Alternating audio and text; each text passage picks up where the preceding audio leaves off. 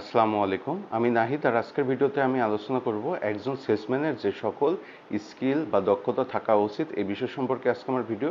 তো চলুন ভিডিওটি শুরু করা যাক। দেখুন, একজন সেলসম্যানের যে সকল স্কিল থাকা উচিত সেগুলো হলো: নাম্বার 1, কমিউনিকেশন স্কিল। একজন সেলসম্যানের অবশ্যই কমিউনিকেশন স্কিল থাকাটা উচিত। কেননা কাস্টমার তাকে অনেক প্রশ্ন করতে পারে, যেমন তাকে তার কোম্পানি সম্পর্কে প্রশ্ন করতে পারে, তাকে তার প্রোডাক্ট সম্পর্কে জিজ্ঞাসাবাদ করতে পারে। তো এক্ষেত্রে যদি সেই সেলসম্যানের কমিউনিকেশন স্কিল ভালো না হয়ে থাকে, তাহলে সেক্ষেত্রে তিনি অর্থাৎ সেলসম্যান কাস্টমারের প্রশ্নের জবাব দিতে পারবে না। এরপরে নাম্বার 2 হলো প্রবলেম সলভিং স্কিল।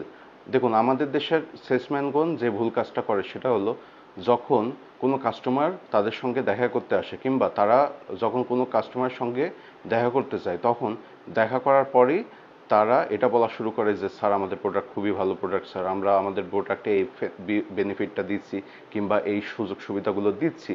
তো তারা এটাও জানার চেষ্টা করে না যে কাস্টমার কি খুঁজছে, কাস্টমার কি চায়, কাস্টমার কি সমস্যার সম্মুখীন হচ্ছে।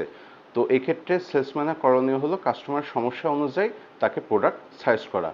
এরপরে নাম্বার 3 হলো নেগোসিয়েশন স্কিল। একজন সেলসম্যানের অবশ্যই নেগোসিয়েশন স্কিলটা থাকা জরুরি। কেননা কাস্টমার তাকে বলে বসতে পারে যে আপনি প্রোডাক্টের দাম অনেক বেশি চাচ্ছেন কিংবা আপনাদের প্রোডাক্টের দাম অনেক বেশি। তো এক্ষেত্রে সেলসম্যানের করণীয় হবে কাস্টমারকে বোঝানো কেন তাদের প্রোডাক্টের দাম বেশি কিংবা কাস্টমারের সঙ্গে নেগোসিয়েট করা।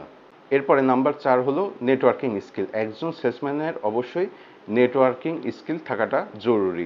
আমি এই ক্ষেত্রে নেটওয়ার্কিং বলতে বুঝিয়েছি মানুষের সঙ্গে মেশার ক্ষমতা, মানুষের সঙ্গে সুসম্পর্ক গড়ে তোলার ক্ষমতাকে।